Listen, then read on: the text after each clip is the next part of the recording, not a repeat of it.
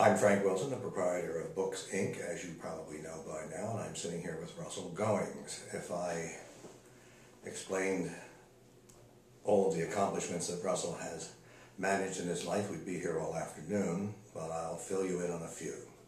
He had a seat on the New York Stock Exchange, which makes him a lot better than I ever have been.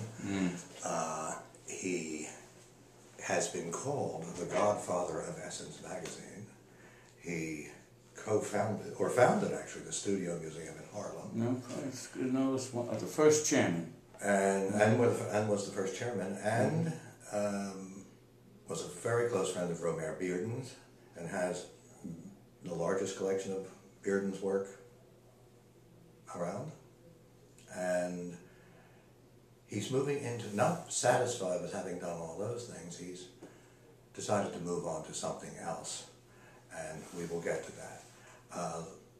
The first thing I want to ask you, Russell, is explain to everyone what a griot is, and why did you decide to choose griot songs? Well, a griot is a storyteller. It's a West African storyteller, and I think the notion is more than a storyteller. The griot is a person that preserves, conserves, tells the stories of our existence, and provides the kind of grist that allows for us to create the music that memorializes incidents, and more importantly than incidents, our ancestors. Why the griot? Why the griot song? In the poetic, we have sestinas and villanelles and the formulous writers, and we have all kinds of restrictions in the development of the narrative. I've already been enslaved. I don't want to be put back in a box. I don't want to get caught in so many syllables to a line, and the rules. I'm free at last, thank God Almighty, free at last. It comes with the notion that from 1865 to before 1865, we were not able to have our attributions, even though we were enslaved and never slaved. My ancestors were, I want to make it clear, were not slaves. They were enslaved. There's a difference in the mentality and the notion of that. But I don't want to be enslaved by the formulas. The other notion is that it makes no sense for me to sit down and try to out-sonnet Shakespeare. Why would I want to do that? That's been done. It seems to me that the richness of who we are as a people, I can do my gospels, and I can do my hymns, and I can do the work and sing the kinds of things that go with the blues, and we own it. I don't own a sonnet. I don't own a villanelle. So the griot song is the effort to exercise a greater degree of freedom, and the other part of the griot song is that I pay homage to my ancestors, to my African background. Are there forms to the griot song? No forms. No forms, okay. No. It's free form.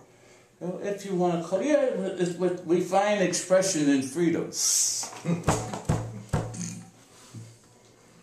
So when did you decide to write The Children of the Children Keep Coming? The Children of the Children Keep Coming. October 16th, 1995 was a seminal, is that the word, seminal? Day. October 16th, 1995 was the day that the million black men, my brothers, gathered around the mall. I went to that. And I was deeply moved by the gathering. And I thought about the question that was being asked. One of the questions being asked, well, what is going to come out of that gathering? On my train trip back home, which is in New York City, I heard, I am my brother's keeper. Those were my brothers gathering around the mall. I also heard the echo of October 16, 1859. There is a symmetry that goes with October 16, 1995 and October 16, 1859. October 16, 1859. Two handfuls of people under the umbrella of John Brown captured the arsenal in Harper's Ferry. I thought about that. Those were my brothers. I am my brother's keeper. That which rocks them. That which soothes them. We dance in the same direction. We speak the same language. We meet the same sun. We bow down and pay homage to our ancestors. I am my brother's keeper. I am my brother's keeper. We are family. We are family. We're not a black family. We are part of the human family. I write that. I write a nice, long song. A few days later, I hear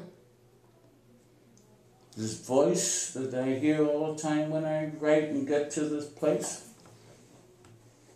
I am. And I hear it.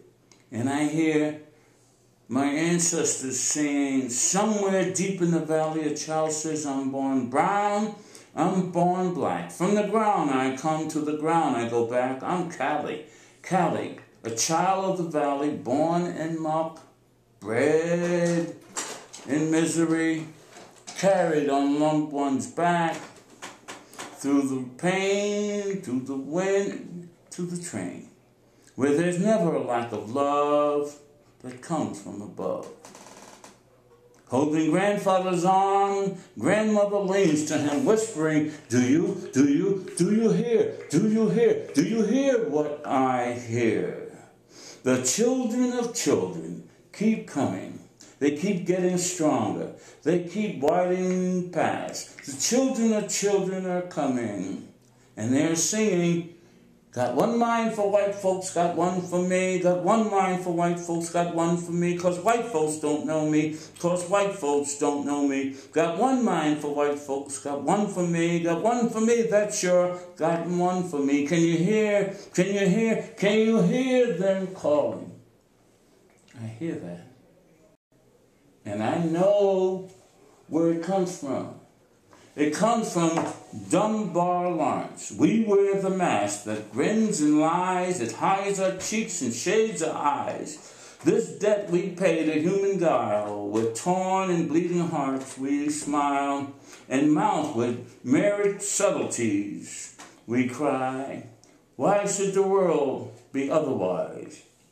And counting all our tears and sighs, nay, let only us see while we wear the mask. We wear the mask. White folks don't know me.